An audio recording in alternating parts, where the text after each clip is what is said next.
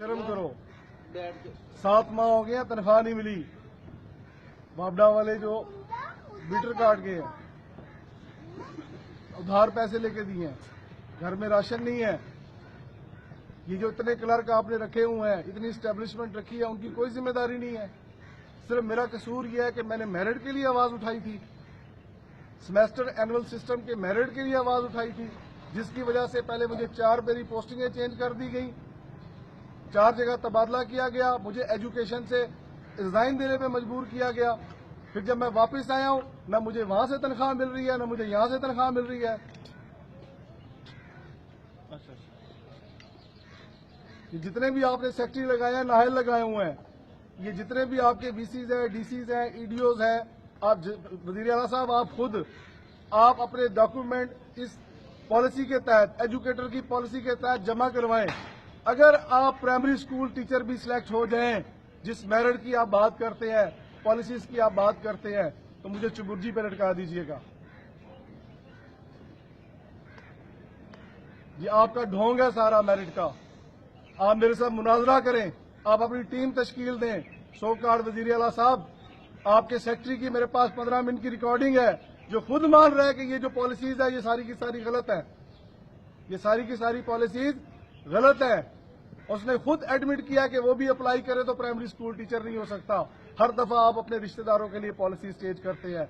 जिन लाखों करोड़ों बच्चों ने एनुअल सिस्टम के तहत जो भी डिग्रीज हासिल की हैं, वो एनटीएस का टेस्ट भी पास करते हैं, सब कुछ करते हैं, उनके वालिदैन ने अपने बच्चों के पेट काट कर उनको किया हुआ है। और वो इस बेरोजगारी की वजह से, इस नाइंसाफी की वजह से तंग आकर जराइम पेशा अनासिर के अंदर वो शामिल हो रहे हैं, मनफी सरगर्मियों में हो रहे हैं, नशा कर रहे हैं, और ये दहशतगर्द बन रहे हैं, खुदकश बमबार बन रहे हैं। सिर्फ आपकी ये नाकिस पॉलिसीज की वजह से आप एक पैनल बनाए। मैं कोई बेवकूफ नहीं हूं, पढ़ा लिखा हूं, एमफिल किया हुआ है मैंने, बाकी मेरी डिग्रीज है, एमए इंग्लिश है, एमए टफल है, एजुकेशन है, बीएड्स है, एमएड्स है, मुख्तलिफ इदारों में पढ़ाता रहा हूं, हमेशा इनाम लिया मैंने, मेरा अच्छा सर्विस रिकॉर्ड है। लेकिन जब आप किसी को 7 माह तनख्वाह नहीं देंगे, ये मेरे मासूम बच्चे हैं, इधर आओ बेटा, आ जाओ इधर, ये इधर आओ, ये बच्चे हैं जिनका दूध बंद कर दिया गया है, घर में खाने को कोई चीज नहीं है। वो बेटा 9th में है, इधर आओ बेटा, ट्यूशन वालों ने ट्यूशन से हटा दिया है, ये घर बैठे हुए बच्चे, पेपर है बच्चों के। खादमे आला साहब, खुदा का खौफ करो, खुदा का खौफ करो, बड़े खादमे आला बने फिरते हो आप, ये मेरी जिम्मेदारी है। वैसे आप खादमे आला बने फिरते हो। हजरत उमर रजी अल्लाह ताला अन्हु के जमाने में कहा गया कि अगर एक कुत्ता भी दजला के किनारे मर जाता तो मैं उसका जिम्मेदार हूं। और यहां पर मैं अकेला नहीं हूं, हजारों की तादाद में वो एजुकेटर्स हैं जिनको तनख्वाही नहीं मिली 6-6, 7-7 माह से इत्तेसाल कर रहे हैं। और दूसरे नंबर पर पंजाब पुलिस की सारी भर्ती मैट्रिक बेस पे है, साइंस और आर्ट्स की बेस पे है। वायरलेस वालों के बच्चों का इत्तेसाल आप कर रहे हैं, उनके लिए आप एफएससी, डीए, आईसीएस, आपने उनको डॉक्टर बनाना है, इंजीनियर बनाना है। ड्राइवर के लिए भी वही है। एक आदमी तड़प तड़प कर मर जाता है, तड़प तड़प कर मर जाता है, तड़प तड़प कर मर जाता है।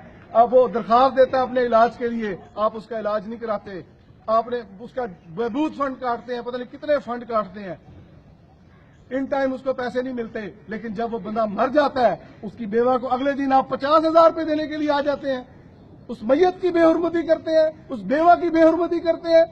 मेरा एक साथी है, 2 दफा डायलिसिस कराता है हफ्ते में, 7-8 माह हो गए हैं, लिखकर भेजा हुआ है, अभी तक जवाब नहीं आया। डेली ड्यूटी भी करता है, सब कुछ करता है। जब मर जाएगा खादमे आला साहब, आप और आपके आईजी साहब और आपके लाइन अफसर साहब, आपके ये जो तुगरल जमीर साहब है, ये 50,000 रुपए देने के लिए आ जाएंगे, तस्वीरें खिंचवा लेंगे। अभी मुझे कुछ हो जाए, किसी को कुछ हो जाए, 50,000 देने के लिए आ जाते हैं। अगर वो जो वाकया हुआ ना लाहौर के अंदर डीआईजी साहब का, मुझे भी इस बात का अफसोस है। लेकिन जब कोई अफसर मरता है, वजीर आला, वजीर आजम, आर्मी चीफ, हर बंदा उसके घर जाकर उसको दलासी देता है। लेकिन जब एक आम कांस्टेबल मरता है या उसके घर के मसाइल होते हैं जो अपनी जानें देते हैं, उनका कोई वाली वारिस नहीं है, उनका कोई वाली वारिस नहीं है, और उनकी कोई दाद रसाई नहीं है, उनके बारे में कोई पूछने वाला नहीं है।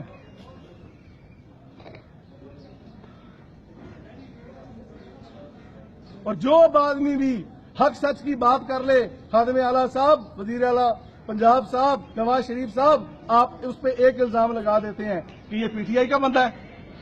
آپ کے ایک منسٹر اقبال چنٹ سے حق سچ کی بات کی، بلیغ الرحمان سے بات کی، مجھے ایجوکیشن میں اتنا ذلیل کیا گیا، میرے ایک مہینے میں 4 تبادلے کیے گئے، میں نے سیکٹری کو دکھائے، الٹا انہوں نے مجھے کہا کہ آپ اپنا کیس واپس کر لیں یا ریزائن دیں۔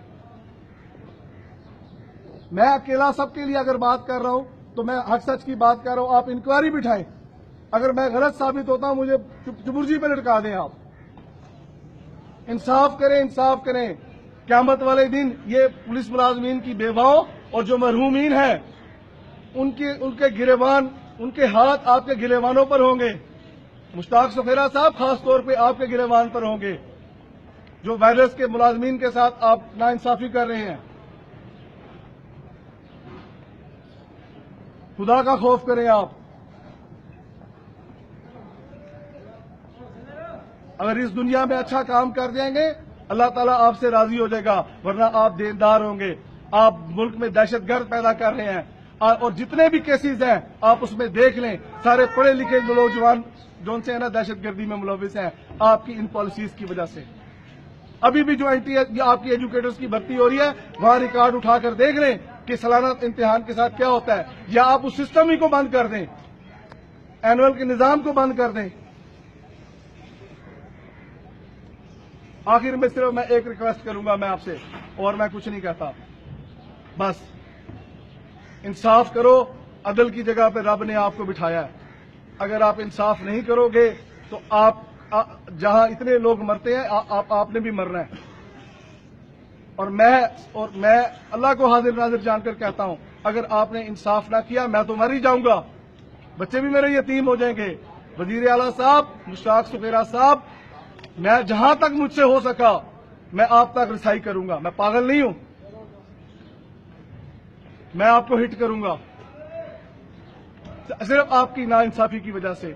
میری ایل پی سی، یہ کہتے ہیں ایل پی سی میں نے منگوانی تھی، تنخواہیں میں نے بنانی تھی، ڈیوٹی 24 گھنٹے لیتے ہیں۔ یہ پورے پنجاب سے وائرلیس سیٹ غائب ہیں، ہزاروں سینکڑوں کی تعداد میں، دہشت گردوں کے استعمال میں ہے، بیٹری نہیں ہے، سیٹ نکارا ہے 1998 سے سیٹ ہے۔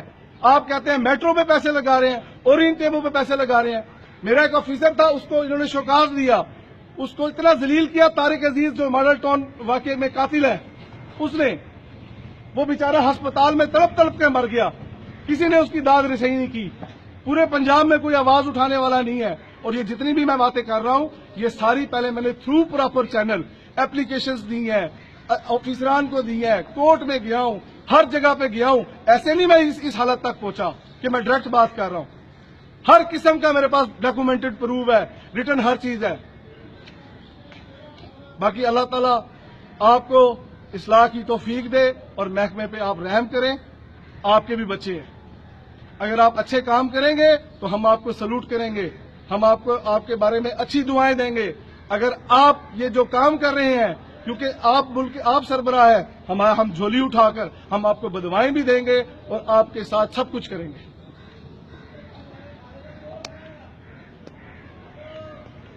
نعرہ تکبیر، اللہ اکبر۔